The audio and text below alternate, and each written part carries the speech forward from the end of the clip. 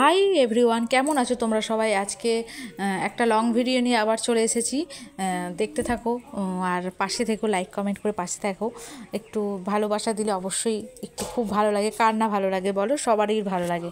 তো তোমরা যে এত ভালোবাসা দিয়েছো, তারপরেও মানে কি বলবো, বলে বোঝানোর কিছু নেই। আমার কিন্তু 10K পরিবার হয়ে গেছে। তো সেটা সম্পূর্ণ তোমাদের জন্যই।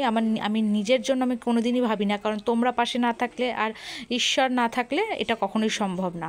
তো আমি এই জন্য অসংখ্য ধন্যবাদ তোমাদেরকে সর্বপ্রথম জানাবো। তার আগেও আমি জানাবো, সেটা হচ্ছে আমার মানে ঈশ্বর। উনি পাশে না থাকলে হয়তো তোমরাও আমার পাশে থাকতে না, তাই না? দেখো, আজ আমার পরিবারটা বড় করতে পেরেছি, এটার জন্য শুধুমাত্র তোমাদেরকে থ্যাংক ইউ বলে ছোট করব না, তো অসংখ্য ধন্যবাদ বলবো। আর আজ যে রেসিপিটা করছি, এটা রেসিপি ঠিক নয়, এটা আমরা প্রত্যেকেই বাঙালিরা খাই, ঘুগনি।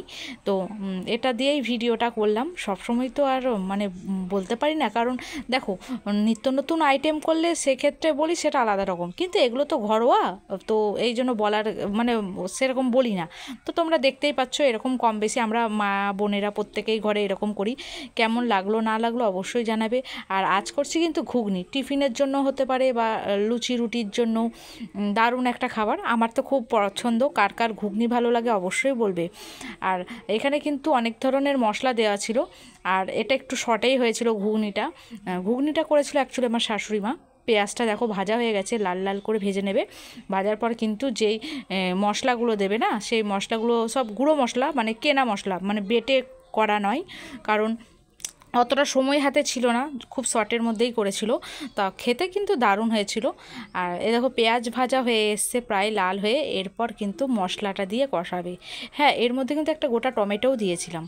তো কেমন লাগলো অবশ্যই ভিডিওটা বলবে।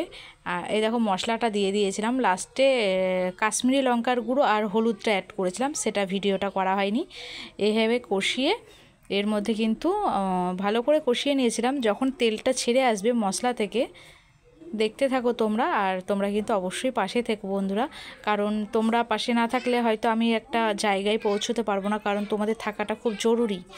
তো এই জীবনে কিন্তু কেউ আজ পর্যন্ত একা একা উঠতে পারে না, সকলকে নিয়েই এইসব প্ল্যাটফর্মে এগোতে হয়। তো আমি আশা রাখবো তোমরা সকলেই পাশে থাকবে।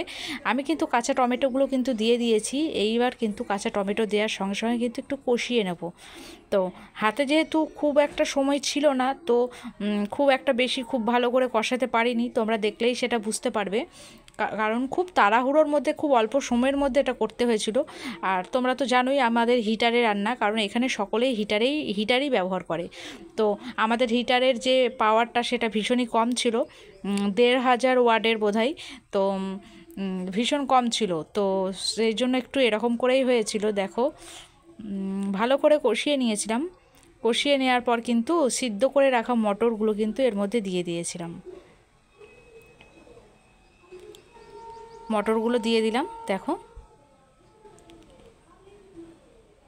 মশলাগুলো আমরা অন্য সময় বেটেই দিই, কিন্তু আজকে সেরকম বেটে দেওয়া হয়নি। আজকে আদাটাও একটু ঘষে নিয়েছিলাম, আর যে মশলাগুলো দিয়েছিলাম সেগুলো কিন্তু ওই ড্রাই মশলা, মানে যেগুলো একটু শুকনো টাইপের মশলাগুলো এমনি রেডিমেড কিনতে পাওয়া যায়, সেইগুলোই দিয়েছিলাম। আর অন্য সময় হয় কি আমরা একটু বেটেই দিই, সেটাতে আলাদা রকম একটা টেস্ট হয়।